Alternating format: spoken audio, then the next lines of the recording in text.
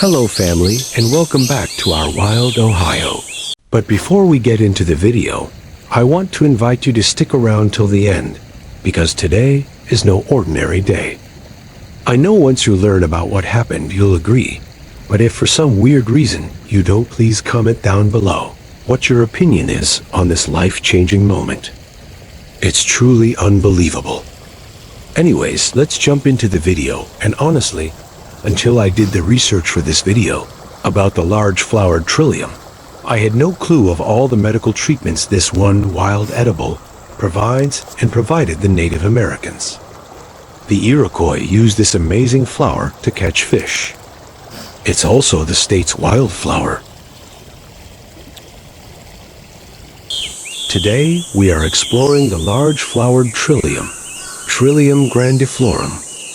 This plant is a perennial, meaning its lifespan is longer than 2 years, and it grows in a habitat, rich, moist woods. The plant grows between 6 and 20 inches tall. It has a white flower which turns pink as it fades. The flower is in bloom between April and June, and the flower has 3 regular parts or petals with the solitary, showy flower which is funnel-shaped at the base and flaring out from the middle. The petals are 1/2 inch to 2.5 inches long, and the plant has whorled leaves. The leaves are entire with 3 broad leaves. Caution should be taken when harvesting this plant because of the rarity of some trillions. Collect only when abundant. The berries and roots are not edible. The Promo, Kashaya, and a few Iroquois Indians considered the plant poisonous. As for the plant's edibility, the leaves are edible. They can be used in salads. They taste like raw sunflower seeds. The leaves can also be boiled for 10 minutes and served with butter or vinegar. But after the flower appears, the leaves become bitter. The large-flowered trillium has been used for a variety of medicinal purposes. The Chippewa Indians made a anti-rheumatic by creating a decoction of the root pricked in with needles and applied to your sore joints. They also made an earache remedy by creating a decoction of the root bark and used it as drops for sore ears. The Menominee made a decoction of the root and took it for a regular menstruation.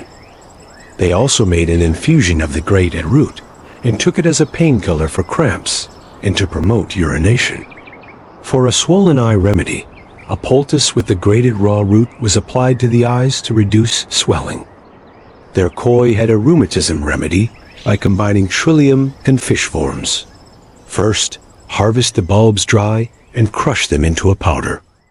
Next, take a pickle jar half full of fish forms, cover the jar and place it in the sun. Then pour off the oil from the jar and rub the oil onto sore joints. Then apply the powder trillium roots. For a stiff muscle remedy, they would combine trillium, wild columbine, small flower, crowfoot, and sharp lobe, hepatica. Add a handful of trillium roots, a handful of wild combine roots, and the whole plant of a small flowered crowfoot. Then add 3 whole sharp lobed hepatica plants into 1 quart of water and boil down to 1/2 quart.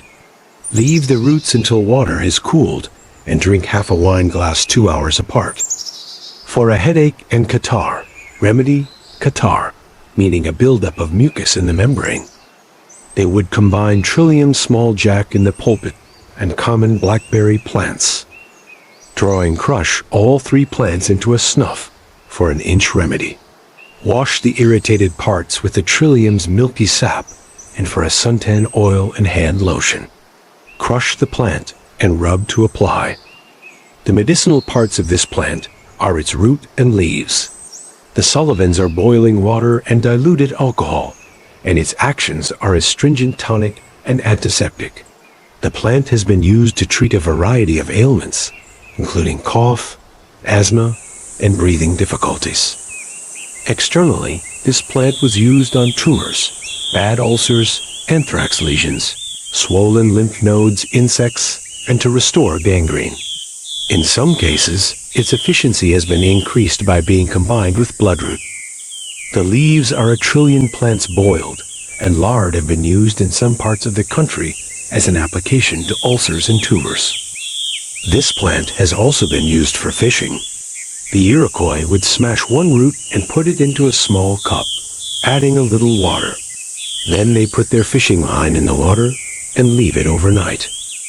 Iroquois utilized a variety of techniques like nets, spears, and weirs, and some tribes employed plant juices to bait hooks. The specific method of smashing a trillium root, mixing it with water, and soaking a fishing line overnight to attract fish is documented in sources about traditional Iroquois practices. It was intended to aid in catching fish.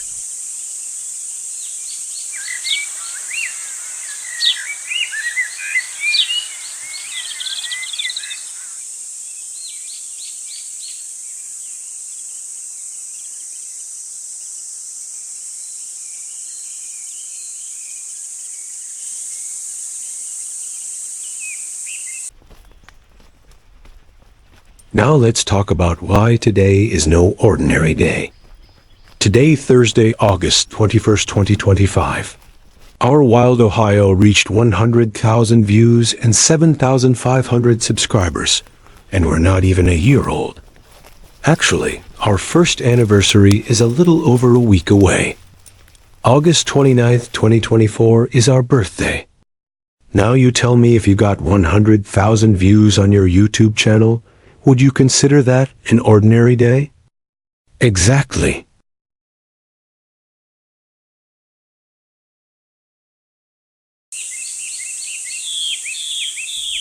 Well, this brings us to the end of another episode, my friends. It's always a pleasure to share this journey with you, and I truly hope you found some valuable insights along the way. If you'd like to stay connected, I invite you to join our family by signing up for our newsletter at ourwildohio.com, so we can keep you up to date on everything we have planned. Also, it helps support the channel and doesn't cost you anything, but it helps us more than you know. We're also dropping bombs of knowledge over on Instagram, TikTok, and X, so don't miss out on the unique content that you'll only see there. Now get out there and enjoy our wild Ohio, and until we meet again, stay wild, my friends. Thank you for watching Our Wild Ohio. It's support from viewers like you who make it all possible. Thank you. Please like and subscribe. Join our family and become a member of Our Wild Ohio by visiting the link in the description below. And until we meet again, stay wild, my friends.